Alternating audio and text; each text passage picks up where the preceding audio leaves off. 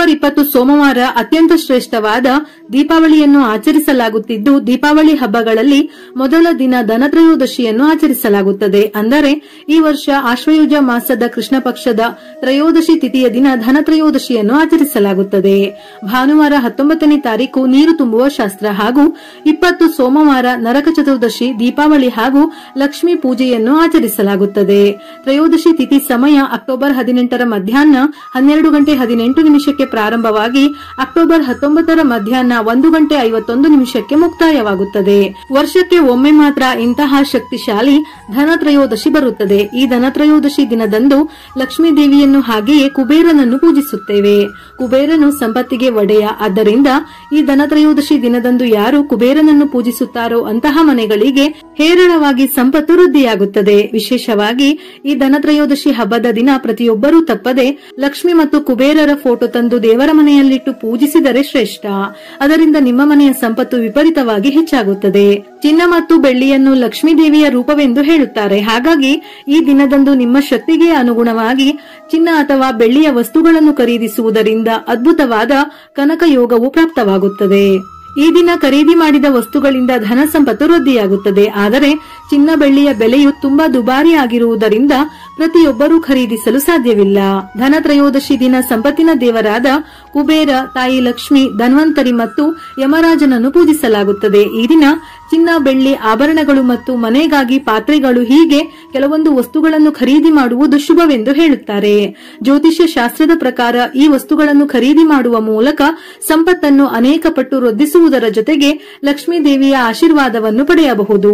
ಧನತ್ರಯೋದಶಿ ದಿನದಂದು ಚಿನ್ನ ಮತ್ತು ಬೆಳ್ಳಿಯನ್ನು ಖರೀದಿಸಲು ನಿಮಗೆ ಸಾಧ್ಯವಾಗದೇ ಇದ್ದಲ್ಲಿ ಈ ದಿನದಂದು ಹಿತ್ತಾಳೆಯ ವಸ್ತುಗಳನ್ನು ಖರೀದಿಸುವ ಮೂಲಕ ನೀವು ಹಬ್ಬವನ್ನು ಆಚರಿಸಬಹುದು. ಚಿನ್ನ ಮತ್ತು ಬೆಳ್ಳಿಯ ನಂತರ ಹಿತ್ತಾಳೆಯನ್ನು ಅತ್ಯಂತ ಶುಭವೆಂದು ಹೇಳುತ್ತಾರೆ. ಧನತ್ರಯೋದಶಿಯಂದು ಹಿತ್ತಾಳೆ ವಸ್ತುಗಳನ್ನು ಖರೀದಿಸುವ ಮೂಲಕ ನೀವು ಲಕ್ಷ್ಮೀ ದೇವಿಯ ಆಶೀರ್ವಾದ ಪಡೆಯಬಹುದು. ಈ ದಿನದಂದು ಕೊತ್ತಂಬರಿ ಬೀಜ ಖರೀದಿಸುವುದನ್ನು ಬಹಳ ಶುಭವೆಂದು ಹೇಳುತ್ತಾರೆ.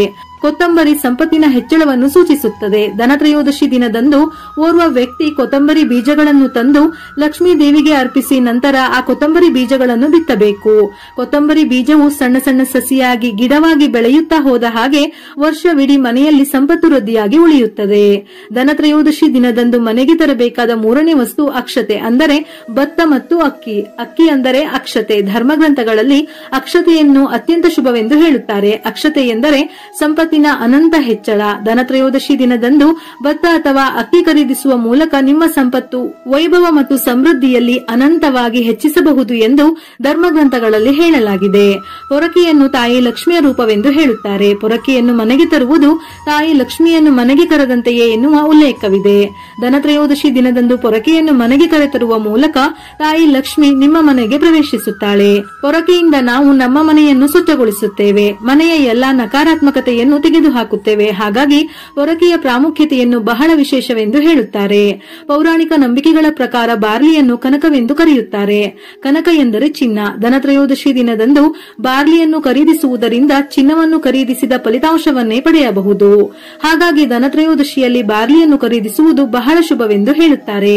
ಇನ್ನು ಮೇಲೆ ಹೇಳಿದ ವಸ್ತುಗಳಲ್ಲಿ ಯಾವುದನ್ನು ಖರೀದಿಸಲು ಸಾಧ್ಯವಿಲ್ಲವೆಂದರೆ ಅರಿಶಿನ ಕೊಂಬು, ಗೋಮತಿ ಚಕ್ರ, ತಾವರೆ ಬೀಜ, ಕಲ್ಲು ಉಪ್ಪು ಇವುಗಳನ್ನು ಖರೀದಿಸಿದರೂ ತಾಯಿಯ ಅನುಗ್ರಹ ಲಭಿಸುತ್ತದೆ.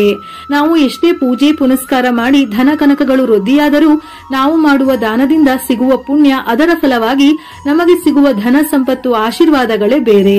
ಧನತ್ರಯೋದಶಿ ದಿನ ಕೆಲವು ವಸ್ತುಗಳನ್ನು ದಾನ ಮಾಡುವ ಸಂಪ್ರದಾಯ ಕೂಡ ಇದೆ. ಈ ದಿನ ದಾನ ಮಾಡುವುದರಿಂದ ಎಂದಿಗೂ ಜೀವನದಲ್ಲಿ ಸಂಪತ್ತಿನ ಕೊರತೆ ಎದುರಾಗುವುದಿಲ್ಲ. ಈ ದಾನವು ಅನೇಕ ಸಮಸ್ಯೆಗಳಿಂದಲೂ ಪರಿಹಾರ ನೀಡುತ್ತದೆ. ಹಾಗಾಗಿ ಧನತ್ರಯೋದಶಿ ದಿನದಂದು ಯಾವ ದಾನ ಮಾಡಬಹುದೆಂದು ತಿಳಿಯೋಣ. ಈ ದಿನದಂದು ಮಾಡುವ ಬಟ್ಟೆ ದಾನವನ್ನು ಮಹಾದಾನವೆಂದು ಹೇಳುತ್ತಾರೆ. ಹಾಗಾಗಿ ಮೊದಲು ಬಟ್ಟೆಗಳನ್ನು ದಾನ ಮಾಡಬೇಕು. ಅವಶ್ಯವಿರುವವರಿಗೆ, ಸತ್ಪಾತ್ರರಿಗೆ ಬಟ್ಟೆಗಳ ದಾನವನ್ನು ಮಾಡಬಹುದು. ದಾನ ಮಾಡುವಾಗ ಕೆಂಪು ಮತ್ತು ಹಳದಿ ಬಣ್ಣದಲ್ಲಿದ್ದರೆ ಶುಭ ಫಲಗಳು ಪ್ರಾಪ್ತಿಯಾಗುತ್ತದೆ. ಇದರಿಂದ ವ್ಯಕ್ತಿಯು ವಿಶೇಷ ಸದ್ಗುಣವನ್ನು ಪಡೆಯುತ್ತಾನೆ. ಲಕ್ಷ್ಮೀ ದೇವಿಯ ಆಶೀರ್ವಾದದಿಂದ ಎಂದಿಗೂ ಹಣದ ಕೊರತೆ ಇರುವುದಿಲ್ಲ. ಧನತ್ರಯೋದಶಿ ದಿನದಂದು ಬಡವರು, ನಿರ್ಗತಿಕರು, ಸತ್ಪಾತ್ರರು ಹೀಗೆ ಯಾರನ್ನಾದರೂ ಮನೆಗೆ ಕರೆದು ಆಹಾರ ದಾನವನ್ನು ಮಾಡಬೇಕು. ಭೋಜನದ ಜೊತೆಗೆ ದಾನ ಮಾಡುವ ಆಹಾರದಲ್ಲಿ ಸಕ್ಕರೆ, ಅಕ್ಕಿ ಅಥವಾ ಅಕ್ಕಿಯಿಂದ ಮಾಡಿರುವ ಪಾಯಸವನ್ನು ವಿಶೇಷವಾಗಿ ದಾನ ಮಾಡಬೇಕು. ನಂತರ ನಿಮ್ಮ ಶಕ್ತಿಗನುಸಾರವಾಗಿ ದಕ್ಷಿಣೆಯನ್ನು ಕೊಡಬೇಕು. ಒಂದು ವೇಳೆ ಮನೆಗೆ ಕರೆದು ಆಹಾರ ದಾನವನ್ನು ನೀಡಲು ಸಾಧ್ಯವಾಗದೇ ಇದ್ದಲ್ಲಿ ಆ ವ್ಯಕ್ತಿಯ ಮನೆಗೆ ಹೋಗಿ ದಾನದ ಜೊತೆ ದಕ್ಷಿಣೆಯನ್ನು ತಪ್ಪದೆ ನೀಡಬೇಕು. ಇದರಿಂದ ಲಕ್ಷ್ಮೀ ದೇವಿಯು ಸಂತೃಪ್ತಳಾಗಿ ಆಶೀರ್ವದಿಸುತ್ತಾಳೆ. ಈ ದಿನ ತೆಂಗಿನಕಾಯಿ ಮತ್ತು ಸಿಹಿ ತಿಂಡಿಗಳನ್ನು ದಾನ ಮಾಡುವುದರಿಂದ ನಿಮ್ಮ ಸಂಪತ್ತು ಹೆಚ್ಚಾಗುತ್ತದೆ. ಎಂದಿಗೂ ಹಣದ ಕೊರತೆ ಬರುವುದಿಲ್ಲ. ತೆಂಗಿನಕಾಯಿಯನ್ನು ಎಲ್ಲಾ ಪೂಜೆ ಪುನಸ್ಕಾರಗಳಲ್ಲಿ ಬಳಸಲಾಗುತ್ತದೆ. ತೆಂಗಿನಕಾಯಿಯನ್ನು ಶ್ರೀಫಲ ಎಂದು ಕೂಡ ಕರೆಯುತ್ತಾರೆ. ಹಾಗಾಗಿ ಈ ದಿನದಂದು ತೆಂಗಿನಕಾಯಿ ಮತ್ತು ಸಿಹಿ ತಿಂಡಿಗಳನ್ನು ದಾನ ಮಾಡುವುದು ಅತ್ಯಂತ ಶುಭವೆಂದು ಹೇಳುತ್ತಾರೆ. ಈ ದಾನವು ನಿಮಗೆ ಅದೃಷ್ಟವನ್ನು ತರುತ್ತದೆ. ಕಬ್ಬಿಣದಿಂದ ಮಾಡಿದ ವಸ್ತುಗಳನ್ನು ಧನತ್ರಯೋದಶಿ ದಿನದಂದು ದಾನ ಮಾಡಬೇಕು. ಇಂತಹ ವಸ್ತುಗಳನ್ನು ದಾನ ಮಾಡುವುದು ಅತ್ಯಂತ ಶುಭ.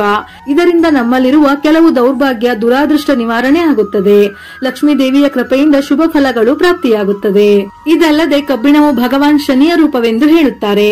ಧನತ್ರಯೋದಶಿ ದಿನದಂದು ಕಬ್ಬಿಣವನ್ನು ದಾನ ಮಾಡುವುದರಿಂದ ಶನಿಯ ಆಶೀರ್ವಾದದ ಜೊತೆ ಶುಭ ಫಲಗಳನ್ನು ಪಡೆಯಬಹುದು. ಹಾಗಾಗಿ ನಿಮ್ಮ ಬಳಿ ಸಾಧ್ಯವಾದರೆ ನಿಮ್ಮ ಶಕ್ತಿಗೆ ಅನುಸಾರವಾಗಿ ಯಾವುದಾದರೂ ಕಬ್ಬಿಣವನ್ನು ಧನತ್ರಯೋದಶಿ ದಿನದಂದು ದಾನ ಮಾಡಿ. ಇನ್ನು ಧನತ್ರಯೋದಶಿ ದಿನ ಸಂಜೆ ಯಮದೀಪವನ್ನು ಹಚ್ಚಲಾಗುತ್ತದೆ. ಈ ದಿನ ಯಮರಾಜನಿಗೆ ಶ್ರದ್ಧಾ ಭಕ್ತಿಯಿಂದ ದೀಪ ಬೆಳಗಬೇಕು. ಇದನ್ನೇ ಯಮದೀಪವೆಂದು ಕರೆಯುತ್ತಾರೆ.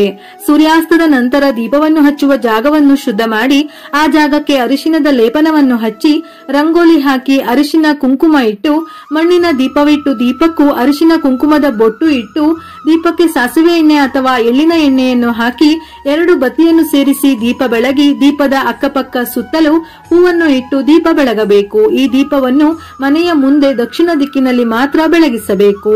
ಯಮದೀಪವನ್ನು ಬೆಳಗುವುದರಿಂದ ಯಮಧರ್ಮರಾಜನ ಆಶೀರ್ವಾದ ಸಿಗುತ್ತದೆ. ಅನಾರೋಗ್ಯ ಸಮಸ್ಯೆಗಳೆಲ್ಲ ತಕ್ಷಣ ದೂರವಾಗುತ್ತವೆ. ಮನೆಯ ಸದಸ್ಯರ ಆಯುಷ್ಯ ವೃದ್ಧಿಯಾಗುತ್ತದೆ. ಅಪಮೃತ್ಯು ಹಾಗೂ ಅಕಾಲಿಕ ಮರಣಗಳಿಂದ ಪಾರಾಗಬಹುದು. ಶನಿವಾರದಂದು ಅಂದರೆ ಧನತ್ರಯೋದಶಿ ದಿನ ಸಂಜೆ 5:30 8 ಗಂಟೆಯ ನಡುವೆ ಅನೇಕ ಅಮೃತ ಗಳಿಗೆಗಳು ಇವೆ. ಆದ್ದರಿಂದ ಈ ಸಮಯದಲ್ಲಿ ಕುಬೇರನನ್ನು ಹಾಗೆ ಲಕ್ಷ್ಮೀ ದೇವಿಯನ್ನು ಪೂಜಿಸಿ ಮನೆಯಲ್ಲಿ ಯಮದೀಪವನ್ನು ಬೆಳಗಿಸಿ.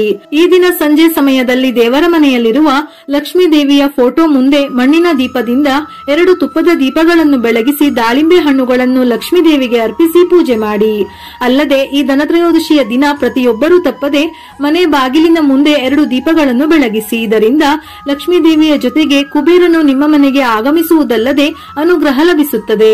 ನಾವು ಮಾಡುವ ದಾನದಿಂದ ಯಾವತ್ತೂ ಕೆಡುಕು ಉಂಟಾಗುವುದಿಲ್ಲ. ಅದರ ಬದಲು ನಮಗೆ ಅಷ್ಟೈಶ್ವರ್ಯ, ಧನ ಸಂಪತ್ತು ವೃದ್ಧಿಯಾಗುತ್ತದೆ. ಆದ್ದರಿಂದ ನಿಮ್ಮ ಶಕ್ತಿಗೆ ಅನುಸಾರವಾಗಿ ಯಾವುದಾದರೂ ಒಂದು ವಸ್ತುವನ್ನಾದರೂ ಖರೀದಿಸಿ ದಾನ ಮಾಡಿ. ಇದರಿಂದ ಮನೆಯಲ್ಲಿ ಲಕ್ಷ್ಮೀ ದೇವಿಯ ಆಶೀರ್ವಾದದ ಜೊತೆಗೆ ಸುಖ, ಸಂತೋಷ, ಧನ ಸಂಪತ್ತು ಪ್ರಾಪ್ತಿಯಾಗುತ್ತದೆ. ವಿಡಿಯೋ ಇಷ್ಟ ಆಗಿದ್ದಲ್ಲಿ ಮರೆಯದೆ ಲೈಕ್ ಕೊಟ್ಟು ನಿಮ್ಮವರಿಗೆ ಶೇರ್ ಮಾಡಿ. ಇದೇ ರೀತಿಯ ಮನಮುಟ್ಟುವ ಉಪಯುಕ್ತ ಮಾಹಿತಿಗಳಿಗಾಗಿ ಮತ್ತೆ ಭೇಟಿಯಾಗೋಣ.